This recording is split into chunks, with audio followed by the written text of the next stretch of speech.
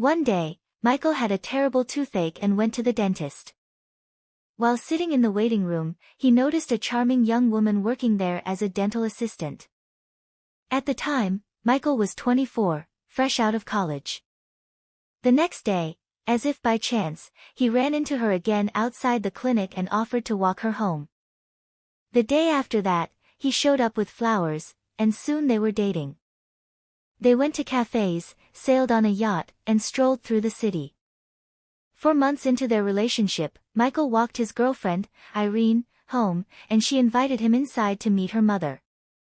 From that day on, Michael became Irene's fiancé, and 2 months later, they were married. Michael didn't have his own place, and his mother lived in a small town outside the city, so the newlyweds moved in with Irene's mother. At first, everything was great. 9 months later, their daughter, Daisy, was born. Irene took maternity leave, and life seemed perfect. But over time, Irene's mother began to drop hints that Michael wasn't pulling his weight as a husband and provider. Eventually, she started saying it outright. Michael endured her criticism for a year and a half before finally packing his things and slamming the door on his way out. 10 days later, Michael cooled down and wanted to return to his family, but Irene, following her mother's advice, had already filed for divorce and requested child support. Michael was now a free man again, young, handsome, but with a child from his first marriage and alimony to pay. A year after the divorce, Michael met a new woman. A coworker invited him to a cafe gathering, where there were plenty of single women, and dancing was planned for the evening. Lydia, one of the guests, asked Michael to dance, and 3 days later, they went out for dinner.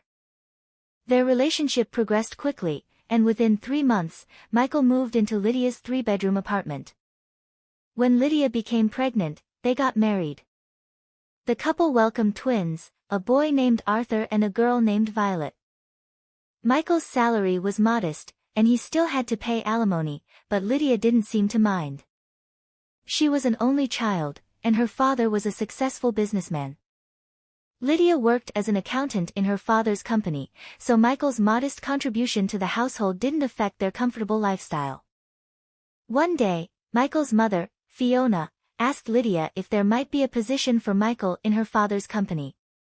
Lydia politely declined, explaining that she didn't want to work with her husband. She added, "To be honest, Fiona, Michael isn't the best salesman. If he were, he would have already made a career for himself." Fiona, slightly offended, replied, "Why do you say he's bad? He's just an average manager. There are plenty like him." Lydia smiled and said, "I married him because I liked him as a man, and I believe we can be happy together." Despite his career struggles, Michael was a devoted husband and father. He always remembered important dates, gave thoughtful gifts, and knew how to surprise Lydia with her favorite flowers.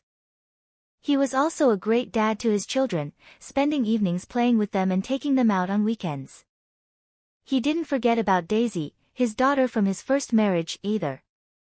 He took her to the circus, bought her toys, and as she grew older, he gifted her jewelry and cosmetics. Years passed. Daisy graduated from high school with honors and enrolled in college. By then, Michael no longer had to pay alimony, but he still sent her gifts and small sums of money. Arthur and Violet were also doing well in school and were preparing to apply to prestigious universities. Lydia's father, a wealthy man, promised his grandchildren a big reward if they could get into college on scholarships. Arthur and Violet tried to guess what their grandfather had in store for them, but Lydia didn't know either. When the acceptance letters came, and both grandchildren met the conditions, their grandfather handed them the keys to 1-bedroom apartments in a new luxury building. Arthur's apartment was on the 7th floor, and Violet's was on the 6th. Lydia was thrilled but insisted that the children continue living at home until they graduated. "You'll move into your apartments once you have your diplomas," she said. Michael told his mother about the generous gift. "Apartments in that building could rent for $5,000 a month," he said. "But Lydia says they won't rent them out. Her father did such a nice renovation and installed expensive appliances. She's worried tenants would ruin it. Fiona shook her head. That's foolish. You could make over $1 million in 6 years. The renovation will be outdated by then anyway. Meanwhile, Michael's ex-wife, Irene, and her mother found out about the apartments and started pressuring Michael. It's not fair, they said. Your children have empty apartments, while Daisy and her husband are struggling to pay rent. You should help her. Michael tried to explain that the apartments were gifts from Lydia's father and that he couldn't afford to buy such properties himself. But the women wouldn't let up. After months of pressure, Michael finally gave in.